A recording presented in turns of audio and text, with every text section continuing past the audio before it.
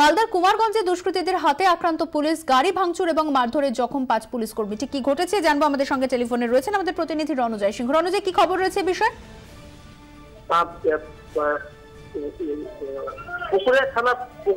পুকুরিয়া থানা কুমারগঞ্জ গ্রামে এই ঘটনা ঘটেছে।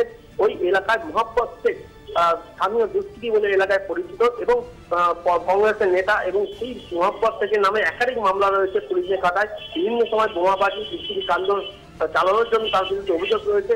এই মোহাম্মদ শেখকে গ্রেফতার করতে গেছিলেন পুলিশ কর্মীরা একটি মসজিদে করে, এবং সেই সময় তারা যখন মোহাম্মদ শেখকে গ্রেফতার করতে যান তখন মোহাম্মদ শেখ সহ তার দলবল এই পুলিশের উপর হামলা চালায় এবং গাড়ি ভাঙচুর করে এবং পুলিশ কর্মীদের ধারালো অস্ত্র দিয়ে কোপানোর চেষ্টা করা হয়। দুজন এসআই পুলিশ ঘটনাস্থলে গুরুতর জখম হয়েছেন এবং ঘটনাস্থল থেকে বাকি পুলিশ কর্মীরা পালিয়ে এসেছেন। পুরো এলাকায় কিন্তু উত্তেজনা রয়েছে। আমরা যেটুকু জানতে পারছি, এই মোহাম্মদ শেখের স্ত্রী মুসলিমা বিবি কুমারগঞ্জ গ্রাম পঞ্চায়েতের প্রধান। সম্প্রতি এই কুমারগঞ্জ গ্রাম পঞ্চায়েতে এই মুসলিমা বিবি সহ বেশ কয়েকজন তৃণমূল কংগ্রেসের যোগ দিতে চান এবং সেখানে কংগ্রেস কর্মী যারা সদস্য রয়েছেন তারা তৃণমূল কংগ্রেসে যেতে চাননি। এই নিয়ে বিগত দিনে ওই এলাকায় সংঘর্ষ হয়েছে। এই ঘটনায় কাউকে আটক বা গ্রেফতার করা হয়েছে?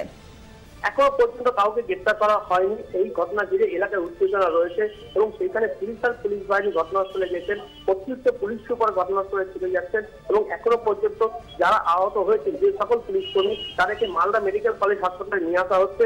ধন্যবাদ। এলাকায়